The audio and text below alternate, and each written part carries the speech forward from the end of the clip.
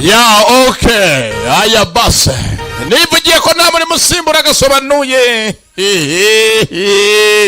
Ndabesha rumfe.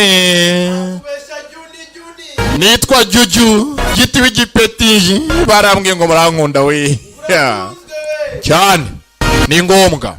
Universe nabateguye cyane. Hamwe na GT Business Group ndetse na Open Road.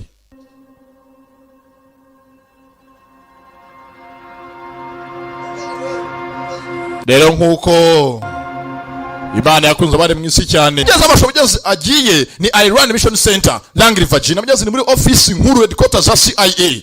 Abacungira hafi mission yo muri Iran. Take some pictures. Zenga hanga umutekinisiye wahaje arimo aracungirwa bya hafi na CIA. Biro y'ubutasi y'Abanyamerika. Byose kwanga bikorwa bafite amashusho nyeza akamaro barimo kuyakira na satellite. Mugenzi mubije indani mu kigo kiri hose y'ubutaka. Gikoranga sasu byakirimbuzi becha magake mu nkora bukuri reporting abanyeze reporting ari mu rugo wenyine.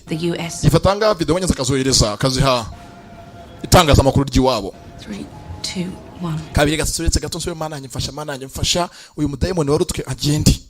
Arongera ngaho mudayimoni warutwe banza ugende. Still no boots on the ground as Amvugira hangaha abaturage batatu bamaze kuba kano kanya babyemeza. promised by the US. Aho duhagaze hangaha nuko leta ya Amerika n'abihugu by'Iburayi harimo n'Ubwongereza bumvikanye ko na Iran nta bisasu bya kirimbuzi bizongera kuba byakorwa. After their withdrawal of Ndahangaha ntari nkuru ndi kuri tele. conventional forces in Afghanistan, yet the shadow war wages on. Intambara irakomeje rwihishwa muri Afghanistan. Aho umunsi ku munsi bahiga bakoze ya kirimbuzi. Kandi zimuraho.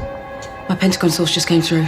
Usanga aho mbonye amakuru avuye muri Pentagon indani. Verify the information. Yeah, the CIA's Black Ops. Mbonye hangaha ama operation uze kora CIA kwibanga CIA's Black Ops.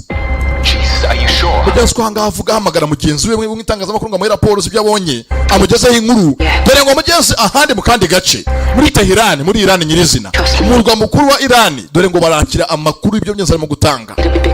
Uko hangaha avuga hari abari mugenzi kumva amajwi yiwe. Ibyo njya kugwa uyu munsi reza Snowden na WikiLeaks uzihuje zombi. Fantastic work. Ndaguha inkuru ya mbere igiye gutuma tumenyekana ku isi twamara ko zigiye gushyira hanze bigaragaza ko CIA ikora amabi ku isi n'ibanga rikomeye. You're exposing the hypocrisy and we're going front page. Ugiye kugaragaza uburyarya bwa leta yacu y'Abanyamerika. Ndabishyira kuri front page y'itangazamakuru ryacu. Ndabishyira imbere mu nkuru mu mitwe nyamukuru y'itangazamakuru. Kenshi kwanga babivuganaho dore ngo ahandi hantu ku ruhande nta byanga byakunda hanga turagaragara ngaho turi abanyembaraga nke imbere y'umuyobozi wacu. مخصوصا بعد از نتنز cyane natanze کسی که مسئولش بوده در منع عام اعدام کنید. bakoze ibi byose bakeneye ngo asigaye yumva tumushaka bakatumubonye tumushyire hanze abe akabaro natumva ngo bwiza ukora fande. Byanga byakorewe ko abakozi bari bino hagati y'Abanyamerika n'Abanyayisirayeli nibo bagira imbaraga nk'izi ngizi zatega ikigo cyacu tutabivumbuye. مشکل اینه که Ngiye dushobora gushaka guhurira hano nipampye nambaye umwenda w'akazi kavuga uti koko giti na afande civilian kumbe nimukanyishinge. Vale pashewargan ke bridu. Yenzo tuvuye ha kugeza garuka kono ku ruhande. Taliban shura leadership. Yenzo angare hechenga buza abatalibani ni ibyigome cy'inyenzi. Ida kondo saha. Kuzo ni shura leadership. Bariya kuch naiz wakratu ladi. Baranga bari mu nama. Muhammato de M4 raketuno talti alaro. Dukeneye intwaro zihagije. Yenzo bara hangaha. Mugenzi muri bo. Harimo hangaha nuhagarariye ubutasi bwa Pakistan. Running out of ammunition. We no mutasi nyezo Pakistani. Niwe hangaho bafasha kumenya ngo afite ibibazo bazashaka umugenzi uri yabikemura. Americans left you with Ni it. Pakistani imutuma. That was The Americans left you with it. Kirangaza nuko mwasigiwe intwaro zihagije n'Abanyamerika. Nuse mwazikize hehe? that was a long time ago Kahir. Yewe hari kera rwose kahiriwe. Also fighting Daesh. Twahanganye na ba Daesh n'intwaro zacu zose zashiriye mu dufashe mu duyize intwaro mu sponsoring. New ISSK fighters coming in from the Gulf every single day. Kuva ISSK yaza muri uru rugamba umunsi ku munsi ntabwo duha gahenge. Warum de vajno popara khabre bukuru. Nyene tuvugane kujyanye no n'ubwicanyi bwo kubera hangaha. Wahrat le muallimin sheikh. Toy po hakavo. Umva byaranze. Agama sabi. Yandi magambo hanga iyo uri mukuru umenya ko byanga byakona n'ubutavuze. Wabaza umwana wawe birahagije. Empwe enter finish. I have a daughter too. Nanjye mfite umwana w'umukobwa. I have a daughter too. Get you home.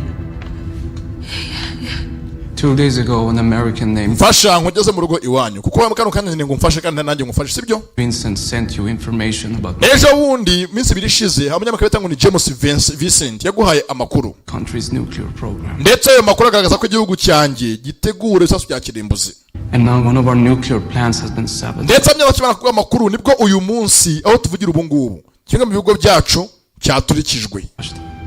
Tell me about the company you were researching. Nkeneye ko umbwira company warimo ushaka amakuru yari iyihe.